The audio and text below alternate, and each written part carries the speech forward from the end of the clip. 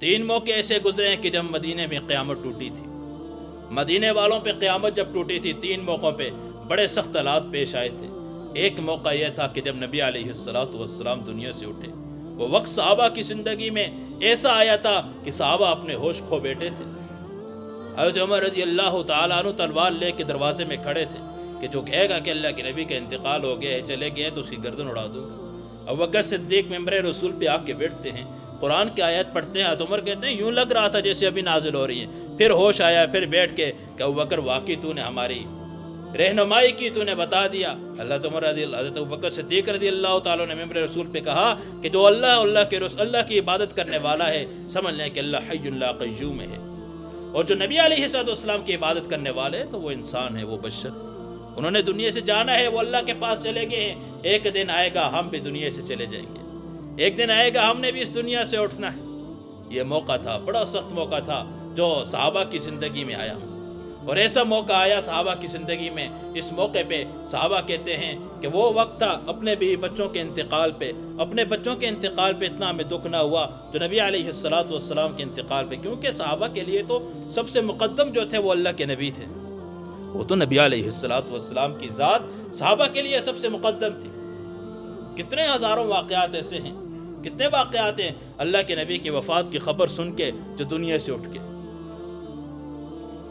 ایک صحابی رسول کا واقعہ آتا ہے، اپنے کھیت میں کام کر رہے تھے، اور جب ان کو کسی نے کہا کہ اللہ کے نبی کا انتقال ہو گیا، فوراً آسمان کی طرف نگاہ اٹھائی، ربا میری یہ آنکھیں محبوب کو دیکھنے کے لیے تھی، آج ان کا انتقال ہو چکا ہے، مجھے ان آنکھوں کی ضرورت نہیں، یا اللہ مجھے نبینا کر دے، میری آنکھوں کی روشنائی کو، بینائی کو واپس لے لے۔ کہا وہیں ان کی اس دعا کو اللہ نے قبول کیا، آنکھوں کی بینائی چلے گی، کیونکہ صحابہ کے نزدیک سب سے پہلے تو پہلا موقع جب مدینے پہ قیامت ٹوٹی، کہا کہ جب اللہ کے نبی کا انتقال ہوا۔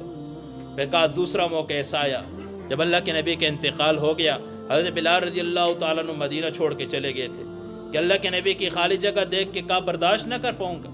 نبی علیہ السلام کے خاص مؤذن تھے، مسجد نبوی کے خاص مؤذن تھے، مؤذن کا مقام مرتبہ ویسے بھی بہت اونچا تھا۔ قیامت کے دن اللہ فرمائیں گے این المؤذنون، کہاں ہیں اذان دینے والے، کہاں ہے اذان دینے والے؟ نماز پڑھانا میں کہتا ہوں امامت کرنا آسان ہے، اذان دینا مشکل ہے۔ نماز تو ویسے بھی پڑھنی ہے، 2 قدم آگے ہو کے پڑھا دی تو کیا ہے۔ نماز سے 15 منٹ پہلے، 20 منٹ پہلے آدھا گھنٹہ آنا، مسجد کی ساری لوازمات کو دیکھنا، پھر آ کے اذان دینا، لوگوں کو متوجہ کرنا، یہ سب سے بڑا داعی ہے۔ سارے لوگوں کی نماز کا ثواب اس مؤذن کو ہوتا ہے۔ تو حضرت بلال رضی اللہ تعالیٰ عنہ یہ اللہ کے نبی کے خاص مؤذن تھے۔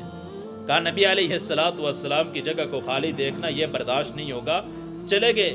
لیکن خواب میں ایک مرتبہ نبی علیہ السلام کی زیارت ہوئی کہ بلال یہ کیا بے وفائیاں ہیں، ہمارے پاس آنا تو نے چھوڑ دیا۔ تو جیسے آنکھ کھلی، بھاگتے ہوئے نبی علیہ السلام کے روزے پہ حاضر ہوئے، اور جیسے مدینے میں آئے تو مدینے میں ایک کوہرام سا مچ گیا کہ اللہ کے نبی کے زمانے کا مؤذن آ گیا ہے۔ بھاگتے ہوئے حضرت بلال کے پاس آئے، آپ جا کے مسجد نبوی میں اذان دیں۔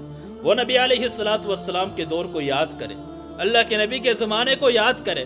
حضرت بلال نے کہا کہ میری جرت میں جا کے اذان دو۔ وہ اذان جب میں کہہ رہا اشہد ان محمد رسول اللہ تو نبی علیہ السلام کا چہرہ میرے سامنے ہوتا تھا۔ آج جب میں اس جملے کو پکاروں گا اللہ کے نبی سامنے نہیں ہوں گے، میں نہیں کہہ سکوں گا۔ لوگ گئے حضرت حسنین کے پاس، حسن حسین رضی اللہ تعالیٰ عنہ کے پاس گئے، آپ جائیں، آپ لاڈلے ہیں، آپ شہزادے ہیں، آپ کی بات کو رد نہیں کیا جائے گا، آپ جائیں۔ وہ آئے بلال رضی اللہ تعالیٰ عنہ کے پاس، آ کے فرمائش کی، ظاہر لاڈلوں کی فرمائش تھی، کہاں چھوڑی جاتی تھی۔ تو وہ موقع تھا مدینے میں قیامت ٹوٹنے کا۔ حضرت بلال رضی اللہ تعالیٰ عنہ آتے ہیں، آ کے جب اذان شروع کی تو مدینے کی گلیوں میں عورتیں روتے ہوئے باہر نکل آئی کہ نبی علیہ السلام کا زمانہ یاد آ گیا تھا کہ یہ تو وہ اذان ہے جو اللہ کے نبی کے زمانے میں ہوا کرتی تھی۔ کا تیسرا موقع جب کربلا کے میدان سے اللہ کے نبی کا وہ قافلہ، وہ اہل بیت جو بچ چکے تھے، جب یہ واپس آئے تو مدینے والوں نے ان کے استقبال کیا۔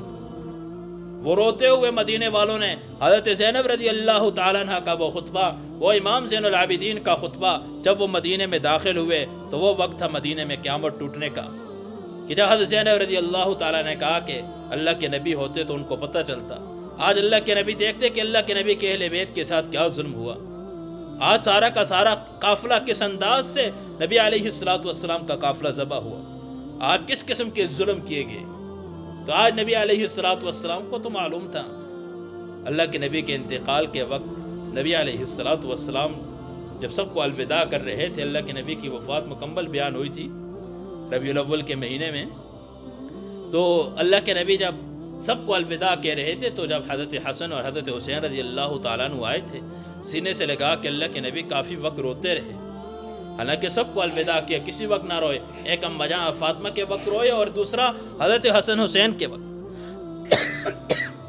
اس کی وجہ یہی تھی کہ اللہ کے نبی کی آنکھوں کے سامنے تھا کہ میری امت کے کچھ ظالم لوگ ایسے آئیں گے کہ میرے ان نواسوں کو، جن کو میں اپنے کندھوں پہ بٹھا کے سواری کرواتا تھا، وہ نواسے کہ ممبر رسول پہ اللہ کے نبی بیٹھے ہوتے، خطبہ دیتے، جب یہ آ جاتے تو اللہ کے نبی ان کو بلا کے اپنے پاس بٹھاتے تھے۔ اتنا لاڈ اور پیار کرنے والے میرے ان نواسوں کے ساتھ آنے والی میری امت کے کچھ ظالم لوگ ایسے ہوں گے، ایک کو زہر دیا جائے گا اور ایک کو پیاسا شہید کیا جائے گا۔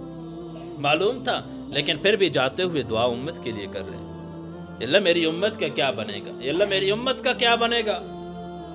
تو میرے عزیز بھائی اور دوستو، تو اس نبی جو نبی دنیا سے جاتے ہوئے مجھے اور آپ کو نہ بھولا،